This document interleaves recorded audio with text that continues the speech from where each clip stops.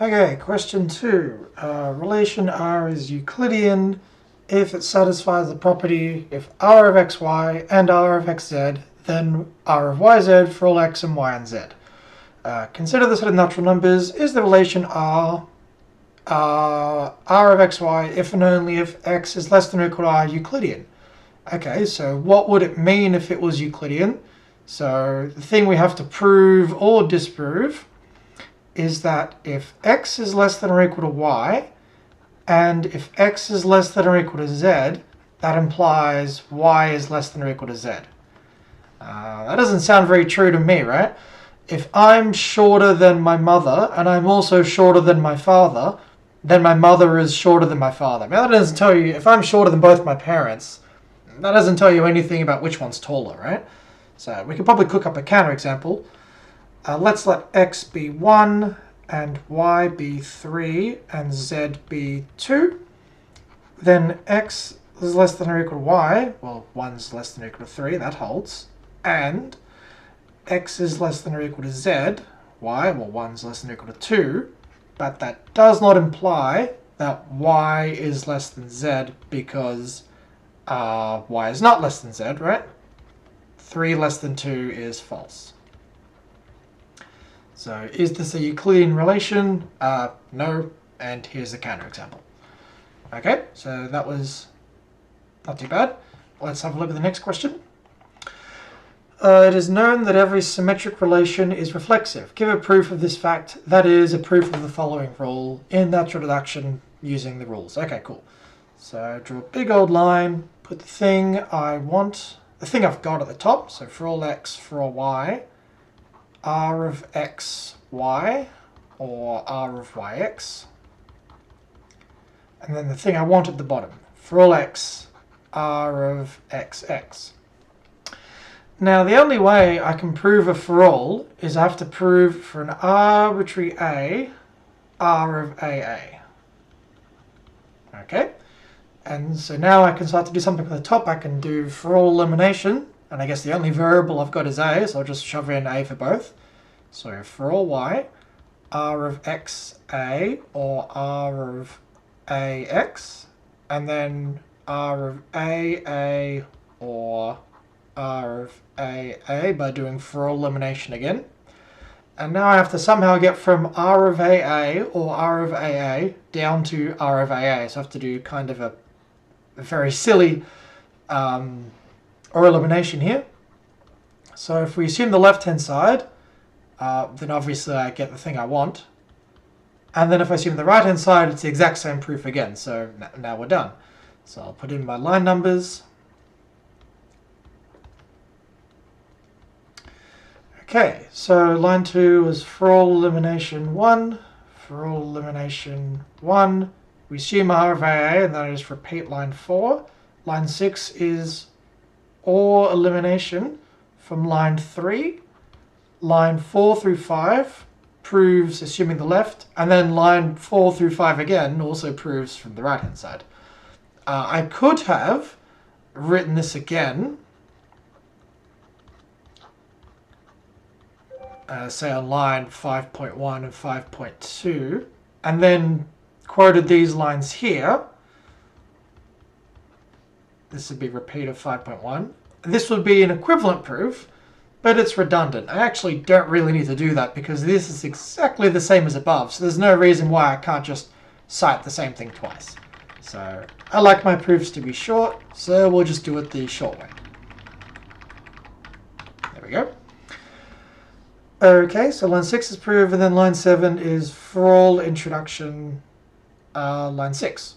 Cool. So that's that question done. Moving on. It is also known that every relation that is both Euclidean and reflexive is in fact symmetric.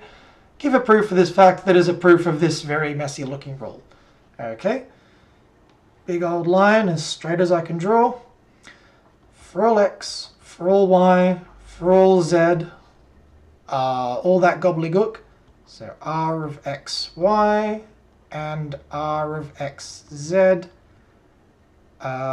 implies r of yz. And then that whole thing is in brackets, which I'll do in a different color so it's super obvious.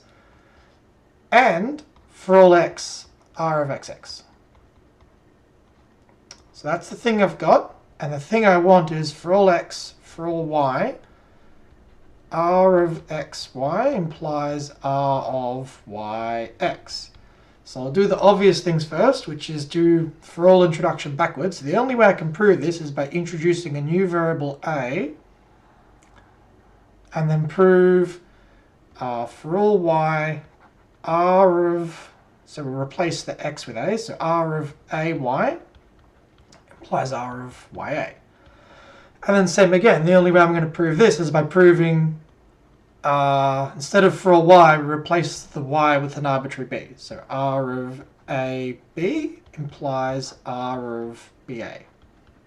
And now I've got an implication, so I assume the left-hand side, try to derive the right-hand side. Assume r of ab, try to derive r of ba. Okay, so now I can start looking at the top. Well, I guess the obvious thing to do is do and elimination, so that I get two things to play with. So for all x, for all y, I don't want to write that out again, I'm just going to copy it because I'm lazy. So whatever the left-hand side says, there we go. There we go.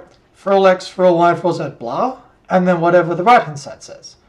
For all x, r of xx. Okay, so the thing I want is r of ba, which indicates to me I probably want this thing to be r of ba. So I'm going to put y as b and z as a when I do the for all eliminations, because it's not immediately obvious which variable should be assigned to what just by looking at it, right? So I'm kind of trying reverse engineering. I'm going to work backwards. This is the thing that I want, so these are the assignments I'll choose to try and make that happen. And we'll see if that works. But then I don't know what to assign for x.